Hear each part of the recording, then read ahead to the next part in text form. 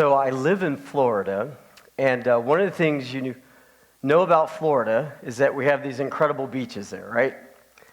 What you also may not be as aware of is that we have incredible wildlife in Florida. Wildlife, we have bears in Florida. When I moved there, I promise you, I didn't think that there were bears in Florida, right? But there are bears in Florida. And of course, we have our alligators.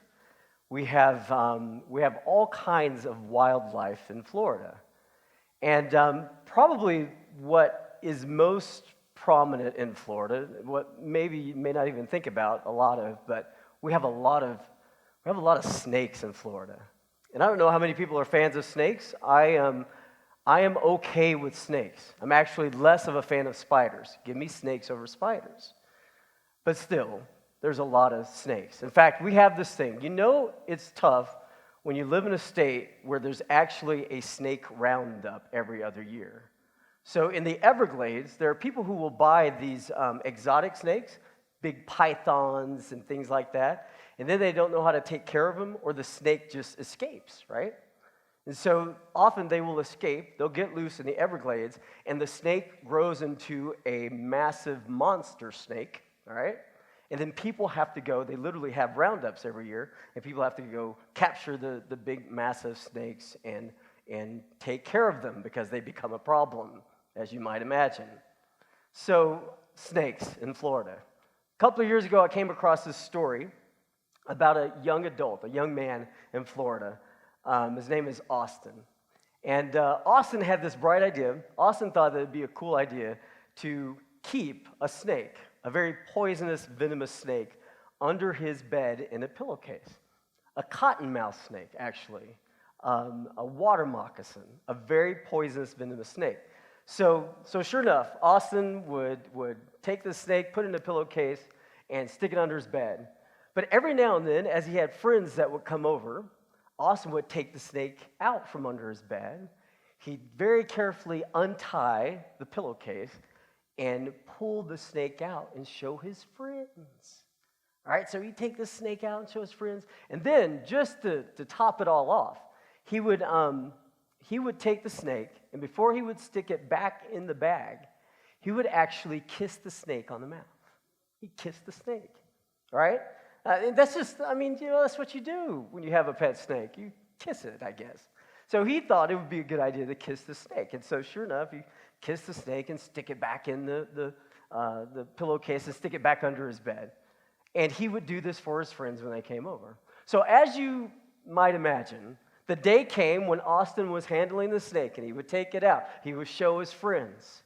And apparently the snake appreciated the affection and just wanted to return a little bit of love. And so the snake literally bit Austin on the mouth, on the lips.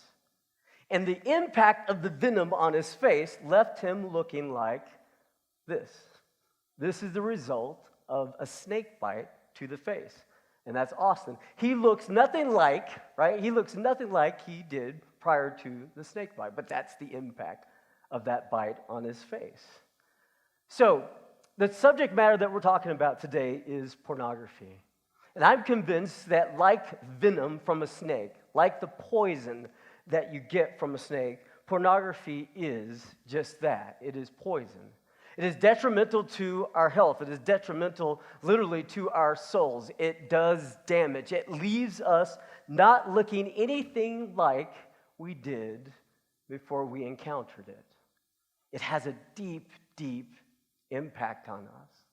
Now, the thing is, in the same way that the fang was the delivery system, the fang of the venomous snake was the delivery system for the poison, for the venom to impact Austin, it would turn out that in today's culture, that the internet is the primary delivery system for the poison of pornography to the soul of those who get bit.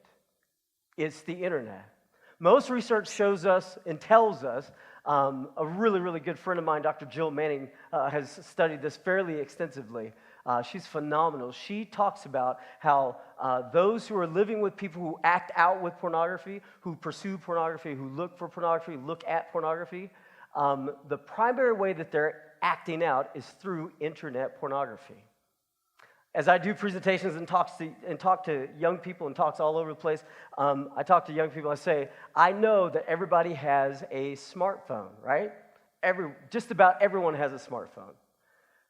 And the number one way that people are being challenged and people are getting drawn into the deadliness of pornography is through the smartphones. People are accessing it through the smartphone. When I talk to young adults in particular, they say, hey, I'm struggling. This is my struggle. It's either a smartphone or another mobile device that they have, an iPad or something like that.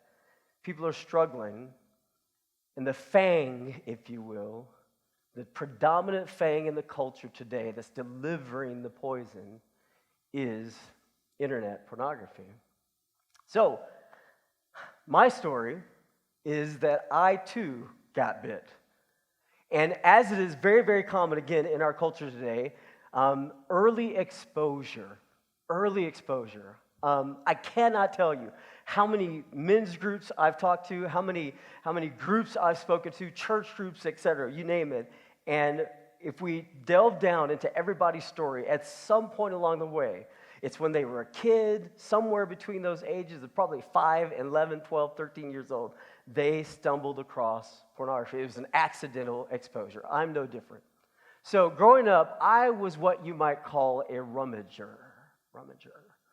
So I would just go through the house and look for stuff. I'm an only child, so as an only child, you have to entertain yourself, right? So I tried to figure out what I could do, and my big thing was to just kind of go exploring through the house and look for things. I looked for treasures and looking all over the place. And it didn't matter whose house it was either, right? So I could come to your house, I could go to a relative's house, and my rummaging instinct would kick in. And I would go looking and exploring through the house. And sure enough, I'm at a relative's house, and I'm doing my thing, moving around. I find a closet. Hey, I've never been in this closet before. This is cool. So I open the closet, and I see in the bottom of the closet, I see a box. In a box, there's got to be really cool stuff in the box. There's got to be great stuff in the box. So I pull out the box, and I'm looking through the box, and lo and behold, I begin to pull out these scraps and pieces of a magazine. And I begin to unfold a bigger piece of it, and I see flesh color. It's kind of glossy paper, and I see naked people. Like, whoa, what is this? What is going on, right? So then I continue to explore in the box and find a little bit more intact portion of the magazine that had been discarded, and I pull it out, and it's actually got pages now, and I got text that I can read, and I can look at it, and I am immediately sort of drawn into this. It was absolutely captivating. My curiosity was up. I didn't know what this was. I just knew that it was very, very, very interesting. And as you might imagine, it was pornography. It was my first time exposure to pornography, and that story is such a part of our culture. If you've grown up in America at some point, either underneath your father's or another relative's bed, or somewhere there was a magazine, and I'm sort of dating myself now because people access it with their smartphones and not a magazine primarily anymore, but you get it. There's an accidental exposure. I was age 9. The average age for first-time exposure to pornography is generally believed to be around the age of 11. But a lot of people believe that it's actually probably more like 5 years old. Accidental exposure, pornography, the poison, the bite happens. And so for me, from that point going forward, I actually, when I was done looking at it, I put it all back in there. I didn't tell anyone. I just sort of tucked it away, shoved it back in there, and sort of made this mental note, I'll probably have to come back to this because that's really interesting. And then from that point on, there would be more just random accidental exposure. Eventually, I'd find it in my own home. And eventually, I'd stumble across a VHS tape. Remember those? Some of you still have them. A VHS tape, just blank, randomly out on top of the VCR. And I go, well, hey, I wonder what's on this. I pop it into the VCR, and someone had collected someone had put together all their favorite scenes from hardcore pornographic videos all onto one tape. And here I was. At this point, I'm probably 12, 13 years old. And here I am watching it. It's crazy. But there's the poison. It's now in my system. I'm now aware of it. And what would happen now would just sort of begin to, this would sort of, I would enter into this place just as a young guy, as a guy that's hitting puberty, as an adolescent, and there would be just this awkward, difficult, strange, challenging, conflicted sort of reality that I would live. There'd be a lot of guilt, there'd be a lot of shame, there'd be a lot of stuff that would go on. And I would walk through this as an adolescent, knowing kind of what I know and learning and then discovering more and more. I would just sort of fumble around through this really weird period of time. Now, I want to pause just for a second, a little bit on my story, and just sort of interject here because what I think is really, really important is that the church in particular recognize that I'm not the only one. Because there are so many people, and some of you are even sitting here today, there are so many people who have had the same exact experience. And what I know is there was not very much conversation around the subject of sex and sexuality, and there certainly wasn't any conversation around any idea about pornography. And so what I like to tell people is that really the bigger subject matter is sexuality. Pornography is just sort of like a little bullet point underneath. That if we can deal with the larger, broader subject matter of sexuality, especially in the context of church, and present a bigger, better, appropriate biblical view of sexuality, we can minimize the damage done by the poison of pornography significantly. We can minimize it absolutely. So I would just challenge the church in these moments that as awkward as it is and as difficult and as weird and as strange and as taboo as we've made it, if we can step into, especially the younger years of the kids that are coming through our churches, that 6, 7, 8, 9, 10, 11, 12, 13 years, with courage and embrace the awkwardness of it and the really weirdness of it, and begin to help them make it through those awkward stages of adolescence, we can prevent a lot of pain and suffering done by the poison along the way. We really can. It's a challenge, for sure. It demands a high level of courage. But in the same way that you and I are committed to making sure that our young people understand all the teachings of Scripture, in the same way that we want them to understand the power of our doctrinal beliefs, we must come alongside of them and help them to understand the gift of sexuality. That it is in fact a gift, that it is indeed a gift, that is a good gift meant for our good and for our benefit. That is not meant to be a god, as the culture might make it, but in fact it is meant to be a gift. And a good gift. So here I was, sort of going along, really struggling. It was also around this time that I became a Christian. I stumbled across pornography. I wouldn't say that I was necessarily a Christian at the time. I went to church primarily Christmas and Easter because that's what the family did. On Sunday mornings, my grandmother was faithful, let me tell you. She was faithful at getting me out of bed and making me go to church, and that was well and good. Then I got old enough to where I had an option. I could either go to church or I could go to work with my grandfather, and I always tried to choose work over church. So that's just the way it was, right? But later on as a teenager, I came across a church in a church school, and these folks they introduced me to Christ. And it's a little Seventh-day Adventist church school in Little Rock, Arkansas. And I walked in the first day. I'd never been around a Seventh-day Adventist. There were probably 40, 50 students in the school. I walked in the first day eating a sausage and egg McMuffin. And I'll never forget that first day because people were so incredibly kind to me. And what I failed to mention is that my parents had actually been divorced They got divorced just prior to my arrival at this little Seventh-day Adventist church school. They got divorced. That was kind of traumatizing to me in many ways. And my mom was very, very intentional about making sure I was in a good school. And she just happened to see this school that was fairly close to my house, and I could ride my bike to it, or I could walk to it. And she said, "You're going there." And I said, "Okay." So here I am at the Seventh-day Adventist church school. And eventually I began to learn about the Sabbath, and I began to learn about Pathfinders, and I started to go to that church. And it was really strange coming home because my mom was like, "You're not going to eat pork anymore? And you're going to church on what day?" "Okay, yeah." But she never, ever stood in the way. Now, what was interesting is I was coming through. I was being taught so many different things, right? And my peers and my friends, that we're all kind of coming along through that same adolescent stage. We're 13, 14, 15 years old. We are... our bodies are changing. The reality of the gift of sexuality is becoming very apparent to us, right? I love Pathfinders. I did not like Boy Scouts. There were no girls in it. Pathfinders had girls, all right? So what? The co-ed out in the woods, this is great. So, but we're all very much aware of the opposite sex.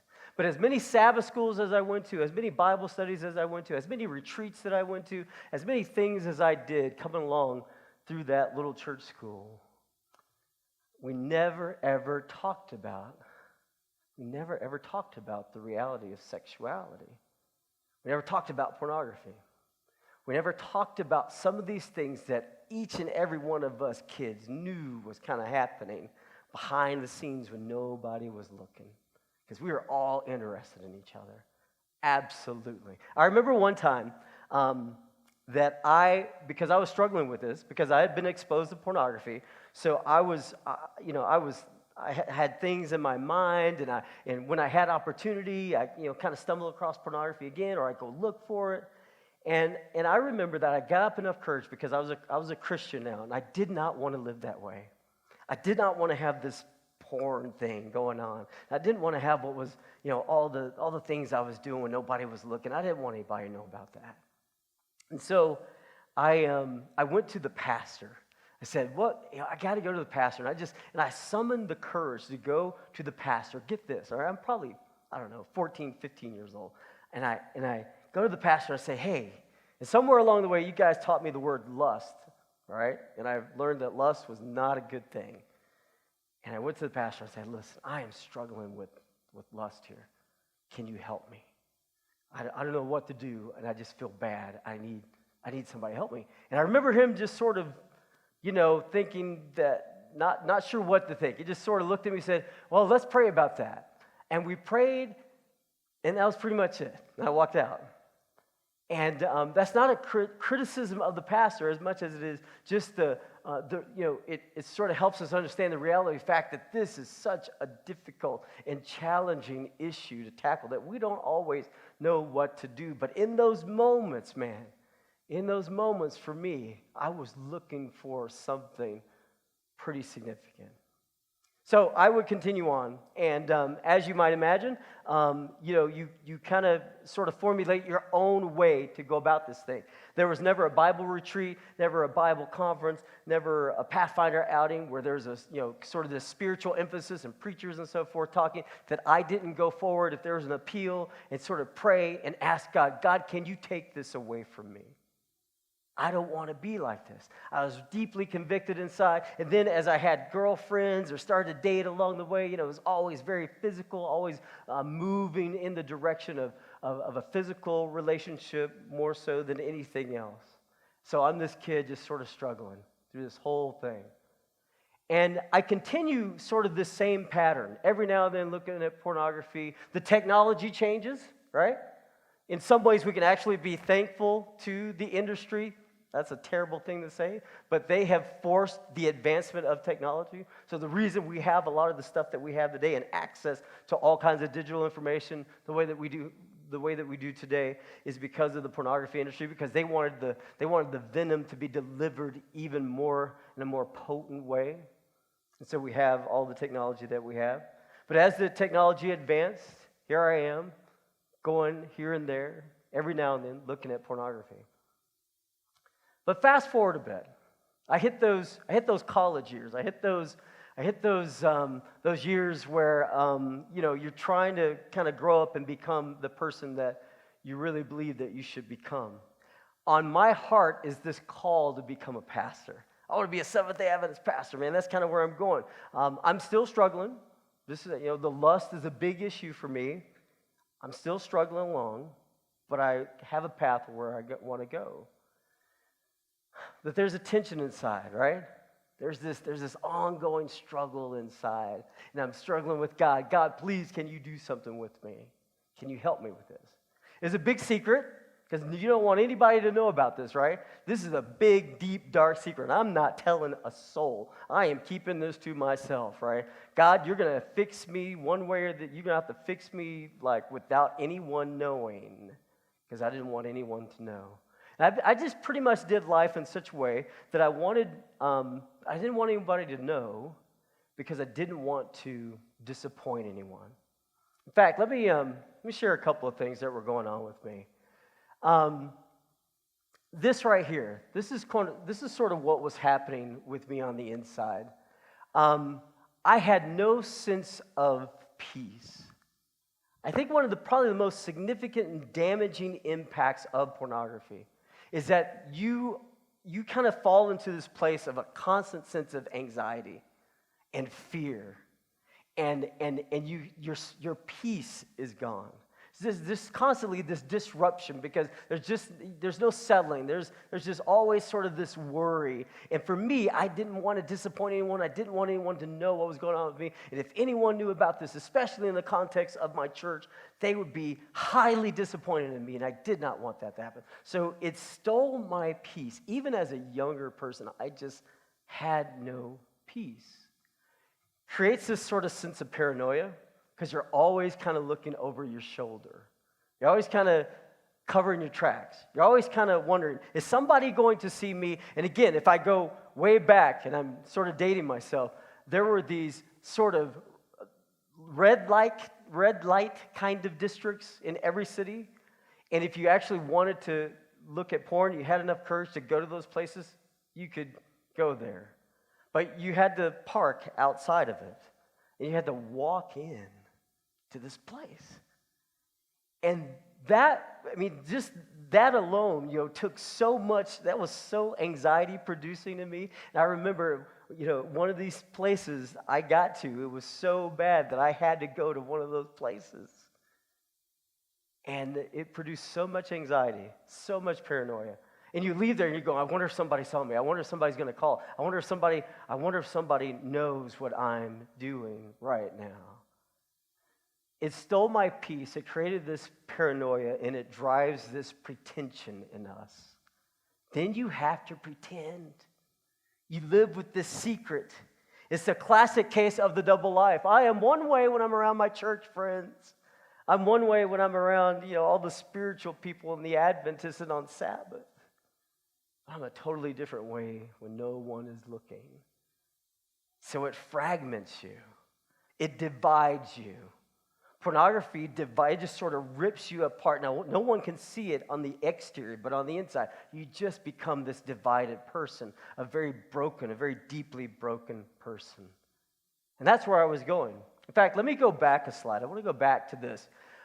This is the direction I was headed in. To be addicted to something is to release dopamine, which causes you to want it and to make the decision to pursue it. That's our addiction pathway. So there I was, bitten, if you will, back here at 9 years old, struggling through those really awkward developmental years, entering early adulthood, on my way to be a pastor, but the pathway has been taken, and sure enough, the poison is beginning to make an impact. I'm now at a place in my life where I am choosing to walk through life with pornography. I'm actively going to look for it now to help me cope with life. Which, by the way, here's the thing with pornography. This is why it is so addictive. Is it just becomes this thing that helps us to get through life. Life is full of brokenness and pain. Life comes with its crises and its stuff. You want to know some of the most profound pain is just relationship pain, man. If you're married, if you have a significant girlfriend or boyfriend, if you family members even, and there's conflict or there's crisis or there's a loss or there's all of these things, life gets really complex and difficult and challenging. And one of the easiest ways to escape is through sex, is through pornography. And it feels good and it's pleasurable. And I can be alone, off by myself. And if there's stress, I can find relief. As I talk to men and young adults all over the country, a lot of times that's simply what comes up. I was going through a difficult time. I was struggling with this, or I was going through this, and this came up in my life, and I just sort of needed a way to get through it. A lot of people simply cope with life using sexuality, using pornography. And that was the case with me. Here I am. I have this sort of pressure that I put on myself. I got to be good. I can't disappoint anyone. I don't want anyone to think bad of me. I want to be a good pastor. But I don't want anybody to know what's going on inside of me. So I pretend and I do all this stuff, and I make sure that no one knows about this deep, dark secret of mine. But I'm choosing to cope with life and the stresses of that through pornography. Here's the thing that's going on. So in my case, I would move through those early adult years, those college years, lots of relationships along the way. Again, same pattern as those high school years, moving the relationships, the dating relationship, very physical, lots of heavy petting, lots of all that stuff. That relationships are progressive, right? And they just move in that direction naturally. But then I moved into being a pastor, right? And that was that added a whole nother dimension. Now you're sort of in the public, and that pressure is like even more increased now that you are a pastor, and you're expected to be a spiritual leader, and people are watching you. And so I'm really, really careful now. I don't want anyone to know what's going on with me. So I work hard. I do a lot of things trying to make sure everybody's very pleased with me. Let me back up just a little bit here. Along the way, as I'm coming through those early college years, those early adult years, I'm also convinced of this one thing. It's a myth that many, many guys fall for. And that is, if I could get married, the problem with pornography kind of goes away. Right? I have a legitimate way that now to fulfill my sexual desire. So no more porn, no more masturbation. I'll be in a relationship, and I can experience sexuality that way. So sure enough, right? I'm in my senior year college. I see the woman of my dreams, the young woman of my dreams. She was in the cafeteria at college, and I marked the time that she was there that day because I said, maybe she's stays on a pattern. I can come back the next day and see her at the same time again. I think that's called stalking today. But that's what I did because I saw her and I said, I have to meet her. And so sure enough, I met her. We began to date. We just started to hang out. She was like a second semester freshman. I was her first and last date at college.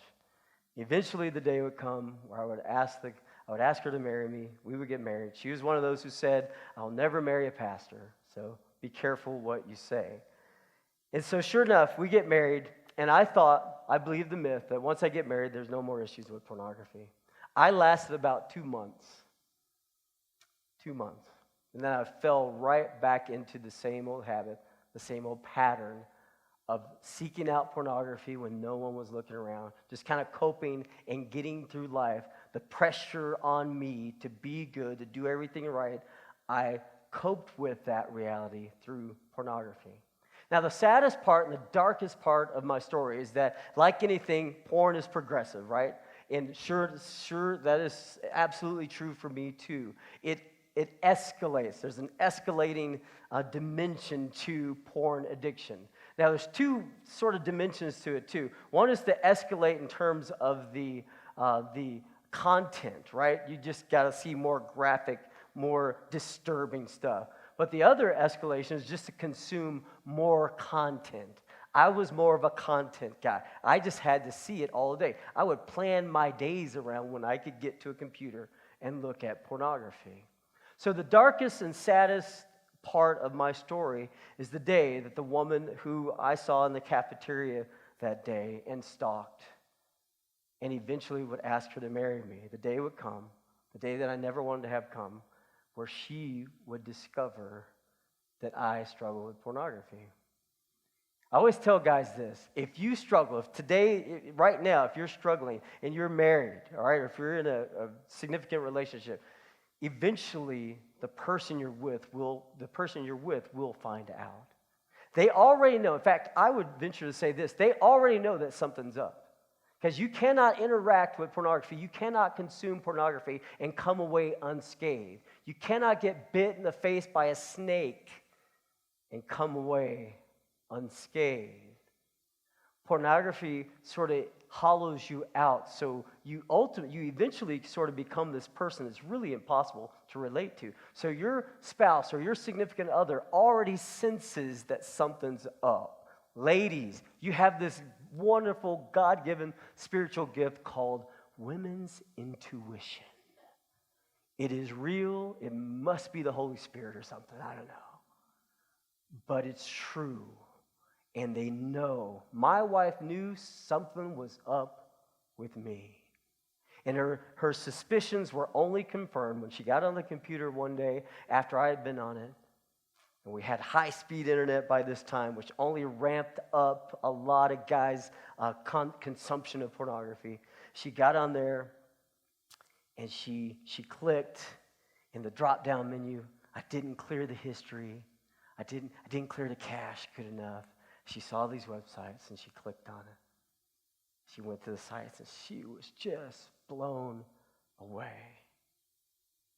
And my wife, you would have to, she is this woman who is incredibly precious and dear. She grew up in a small town in the middle of nowhere, Arizona, where it's 128 degrees in the summer. Her parents still live in the same house. She did not grow up in a faith-based family.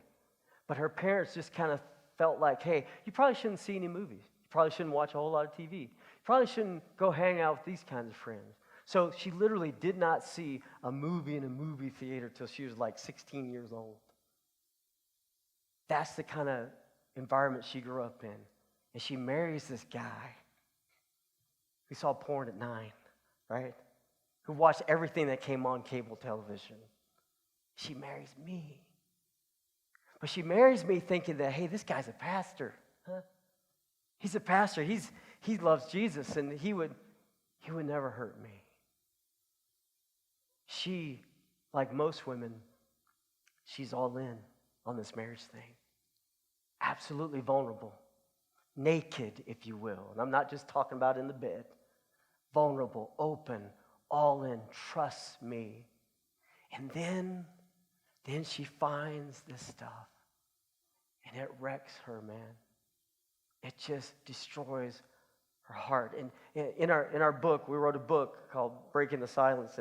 And in the book, she says it's like getting a baseball bat to the gut. It just rocked her. It would take another day or so before she had the courage to kind of confront me about it. And sure enough, we're getting into bed one evening, and as we're getting ready to get in bed, she says words that really strike fear into the heart of every man. Honey, we need to talk. And if you're a guy, that sort of makes your heart beat a little fast. Because she said it not like we need to talk about an issue with the kids. She said it like we need to talk. And with tears streaming down her face, she said, I found stuff on the computer. Is that you? I said, yeah. I wanted to lie because addicts lie. I wanted to lie so bad, but I couldn't. And in that moment, she began to weep, and I began to weep, and it was so incredibly painful. So incredibly painful. So I'll tell you this. I'll say this, especially if you're a guy and you're watching, and I would say this, man. If there's no other motivation in the world for you to begin to try and get free and to address this issue in your life, if you could think about the pain and the brokenness and the damage that it's doing to your spouse, if you're a married guy, or you have a significant girlfriend or boyfriend, please, let that be enough motivation for you. Especially for the ladies, man. Especially for guys, married guys. Your wife is so deeply wounded and broken by this. The very nature of how she believes God made her and created her to be beautiful and attractive and all of those things is being questioned. She's not sure of her personal value. She's asking these questions about why does he want that instead of me? I'm flesh and blood right in front of him. Why? All of those things. So we would struggle through another 18 months, and it would be very dark and very difficult. Let me pause right there for a moment. So I'm a pastor. Let me give you a little insight on pastors. Pastors, if you're watching, 21% of youth pastors and 14% of pastors admit they currently use pornography. So, yes, pastors are using pornography. For pastors, porn isn't the most pressing problem. Burnout, 79%, marital problems, 78%, and pride, 73%. So kind of what's driving it for pastor? What's some of the underlying things that are moving them towards pornography, sort of this secret escape towards pornography? Those are the things. The feeling that you're just tired, that you can't do enough for your church. Your people are never satisfied. What more can I do? You're just always available, and you run on fumes. You find yourself burning out, which leads to other issues likely. If you're always giving yourself to the church bride and not your own bride, that's probably going to spell problems at home for you. So marriages become a little bit dysfunctional. There's conflict that's never resolved, which ends in resentment, right? Which sort of festers and leads to all kinds of issues. So pastors, and not to mention our own sense of pride that sort of is rattling around in our souls. Pastors are struggling with this. It's just the reality of it. I know it. I lived it. There's a lot of loneliness, a lot of isolation potentially in pastoral ministry. Check this out. 70% of pastors do not have someone they consider a close friend. If, in fact, pornography is the ultimate expression of false intimacy, right, which I believe it is, it's all about false intimacy, but you don't have any legitimate, real, authentic intimacy with real people, and you're just settling for the false intimacy, that's a really easy way to go, right? The number one way that you undermine the power of false intimacy is to find real, authentic relationships with other people. And if most of our pastors, I would include myself in that 70%, most of us, if we don't have anyone we consider as a close confidant and a friend, man, there's always going to be that temptation to go back to porn. Over 50% of pastors are unhealthy, overweight, and do not exercise, right?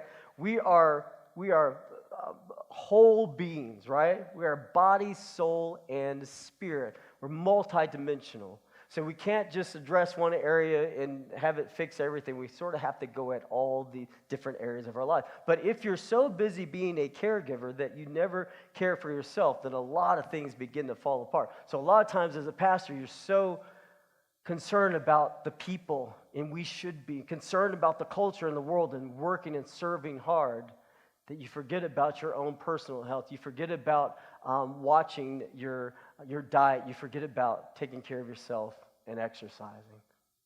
Those are the challenges that pastors face. So again, clergy loneliness, pastors bring baggage, right? So I was not a pastor at 9 years old. I was not a pastor through those teen years. I was not a pastor into those early college years.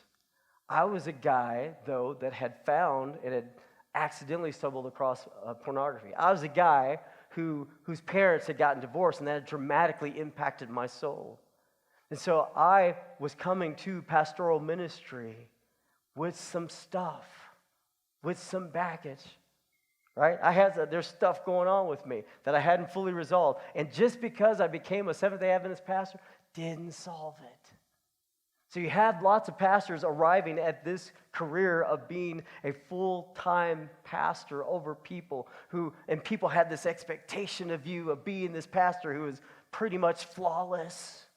It's always funny. I always think, churches in particular, they're looking for a pastor.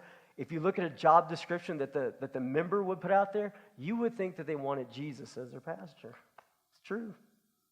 And then the expectation is sort of placed upon the guy, the sinful, fallen, broken guy that they end up with that comes with all kinds of baggage.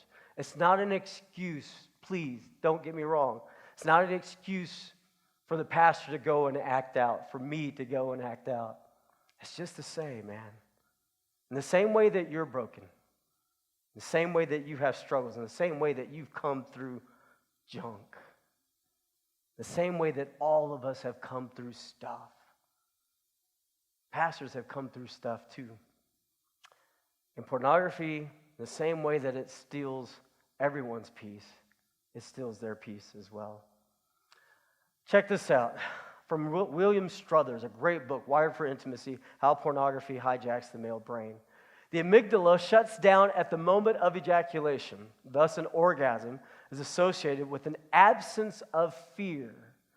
Men experience a sort of emotional hovering, a transcendent freedom from all worry.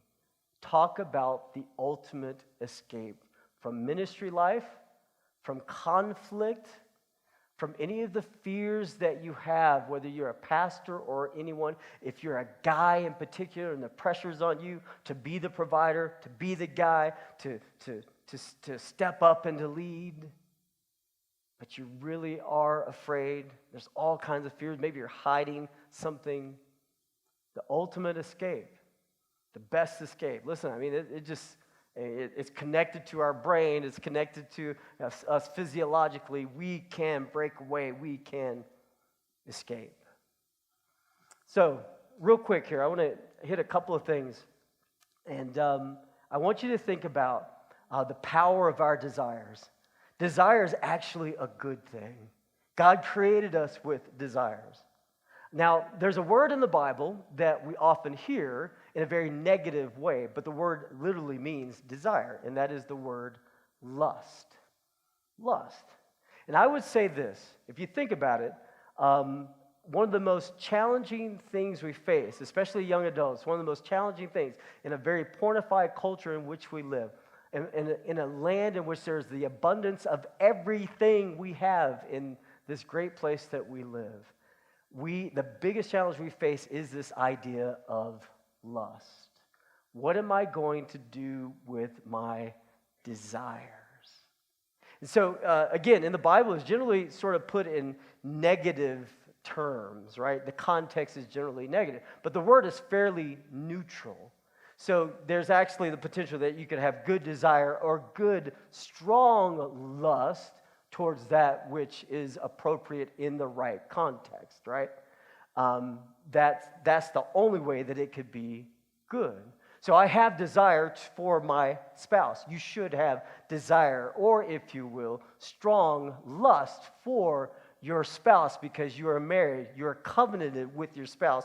You are given freedom to long for your spouse in a very strong way. And as long as it is appropriate, guess what? It's okay. But here's the difference. Here's the difference. And this is where we struggle in the culture today. Oftentimes, our desires move beyond the boundaries that God has placed on them. Right? So I spent a lot of time in Africa over the years. And one of the coolest things is when you go to Africa, you go on a safari, right? If you can, you want to go on a safari, a game drive. And I went, my first trip there, I was so excited. I went and I got to go on a safari towards the end of the trip. And what do you want to see when you go on a safari? You want to see a lion. And sure enough, we're out there. We're in the we're out in the Mara, as they refer to it, and we see lions. And we get our driver to get as close as he possibly can. And he gets as close as he possibly can to the lion. And we're sitting there, we're taking pictures and so forth. And then it's time for us to sort of back off and continue on our safari. And what it turned out is that we actually, not unknowingly, we had pulled into a very soft patch of ground. And our Jeep had sunk down and had become stuck. So we were ready to go with the lions right in front of us. We had our pictures, we were done. But we couldn't back off and go. And then the lion actually got very interested in us. So he began to look at us, and he began to get closer to us. And then we began to go, oh, wow, right? He's closing in. And all along, eventually it all ended very safely. We were fine, thankfully, right? But what kept going through my mind is that passage that talks about how our enemy, the devil, he prowls about as a roaring lion, seeking whom he may devour. And what I think lust, the out of boundaries desires, out of control desires that fall outside of God's boundaries, are kind of represented by that verse, that there's a lion that lurks and he comes strong. And it's the lion of our own desires, right? It's the lion of lust that is so prevalent in the culture today. It's so big. So sure enough, when you think about that word, and you think about the power of desire, you have to contrast that with the idea of love. There's two pathways that God calls us to live.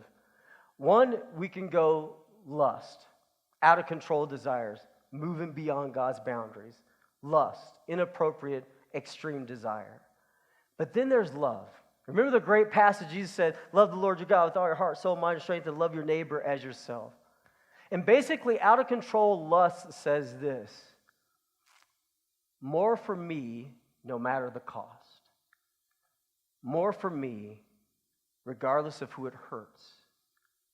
More porn for me, even though it's destroying my marriage. More for me, no matter the cost.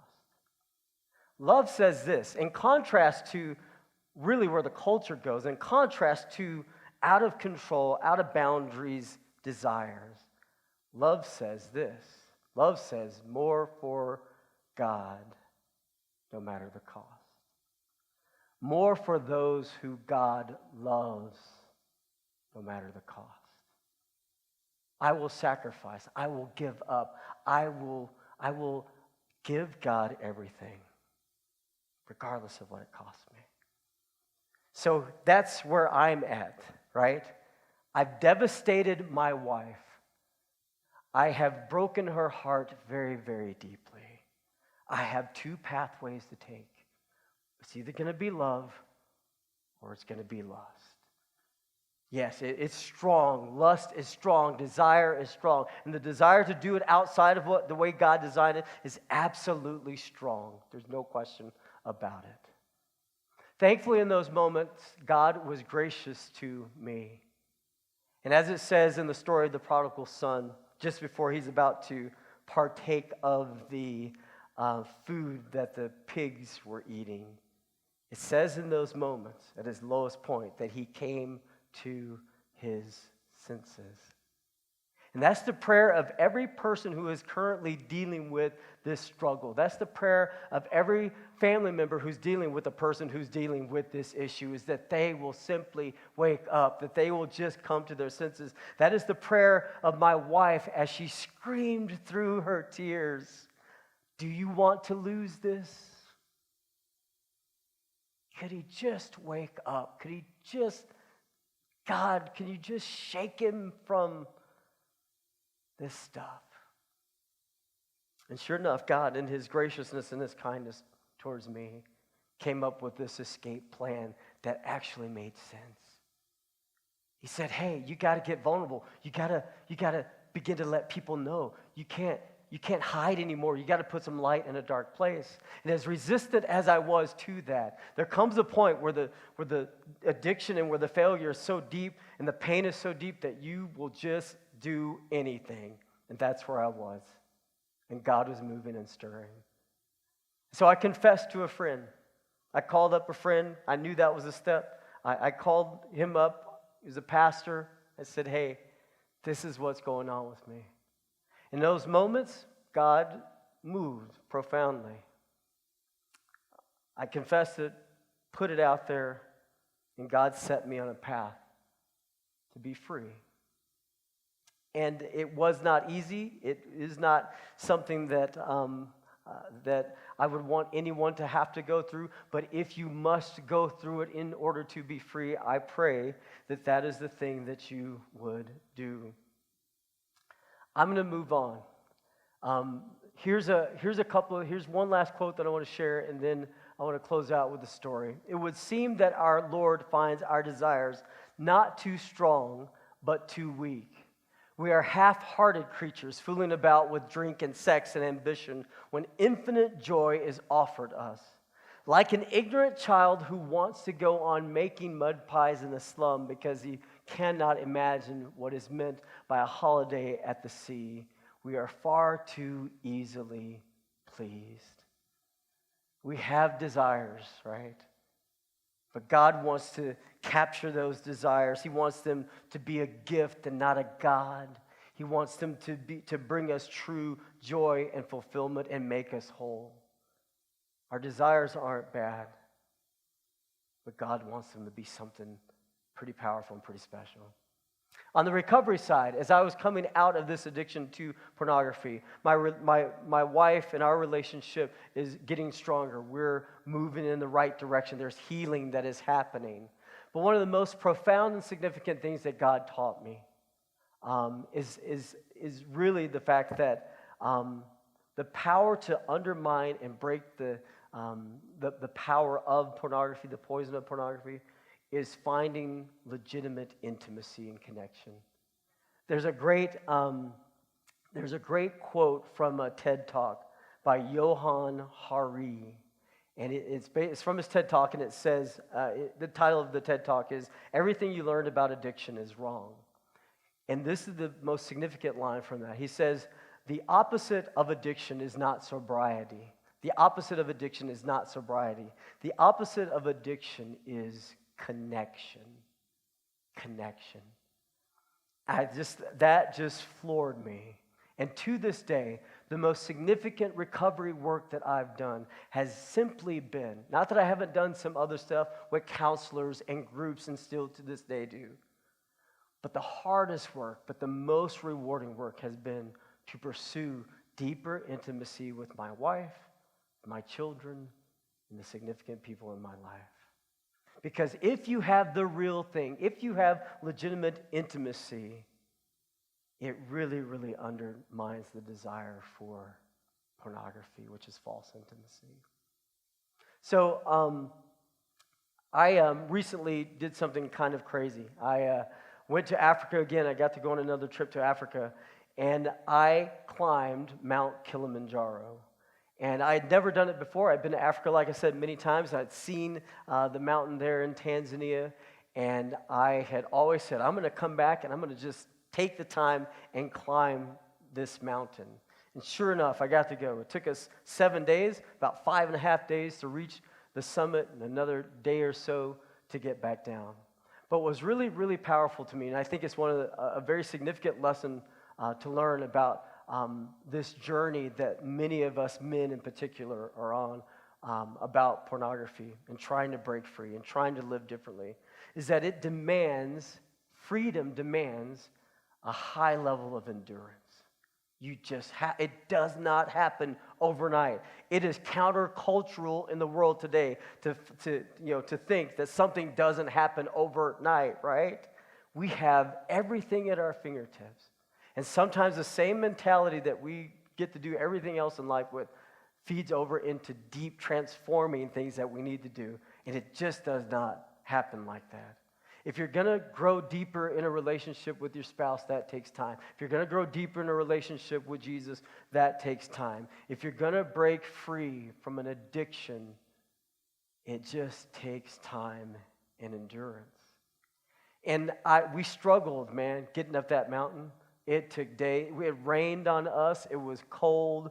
There were all kinds of elements, and it was steep, and you're tired. And as you head up the mountain, there's a lack of oxygen, so your body has to adapt to you have to acclimate to the altitude, and that makes you sleepy when you're deprived of altitude. So all along the way, you're kind of zombied out a little bit. You want to take a nap every time there's a break, and you're not you're sleeping, but it's short sleep. You're not sleeping great. You're sleeping on the floor. It was just tough.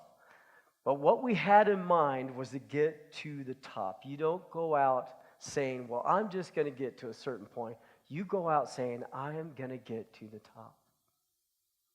What I would challenge you with, if you're a guy and you struggle, don't go at this thing simply saying, I just want to get a little bit better. You want to get to the top. You want to get well. You want to get over. You want to go beyond. You are setting your sights beyond.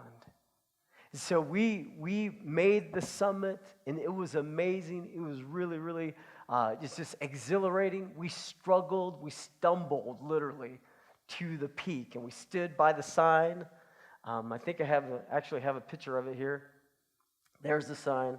There's my group. That's us making it to the summit of Mount Kilimanjaro.